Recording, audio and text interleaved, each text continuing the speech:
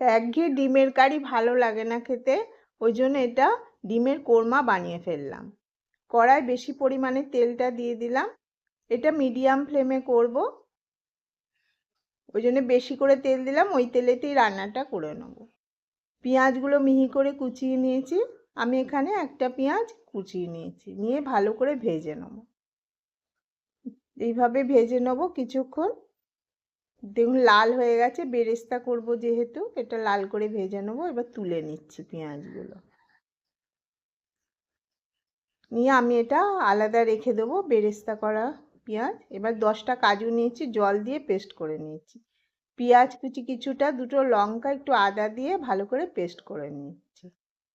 এবার ডিমগুলোকে আমি 4টে ডিম নিয়েছি, সেদ্ধ করে নিয়েছি, নিয়ে গাগুলো চিড়ে নিচ্ছি। দেখুন সবকটা ডিম এইভাবে গাগুলো চিড়ে নেব। একটু নুন আর কাশ্মীরি লঙ্কার গুঁড়ো মাখিয়ে কিছুক্ষণ রেখে দেবো। এভাবে কাশ্মীরি লঙ্কার গুঁড়োটা মাখিয়ে নিচ্ছি।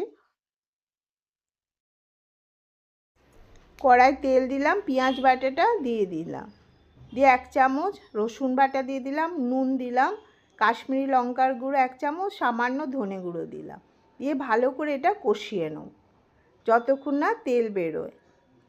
এইভাবে কষিয়ে নিচ্ছি। দেখুন তেলটা পাশ দিয়ে ছেড়ে গেছে, বোঝা যাচ্ছে।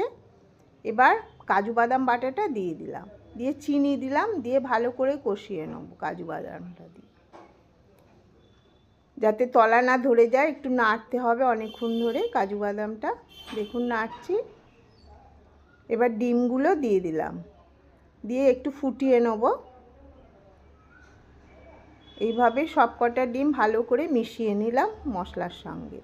এবার একটু দুধ দিয়ে দিলাম আর গরম মশলা গুঁড়ো দিয়ে ছড়িয়ে দিলাম। এইভাবে রান্না করে নিলাম। দেখুন কত সুন্দর খেতে লাগে এটা, সব কিছুর সঙ্গে ভালো লাগে এটা খেতে।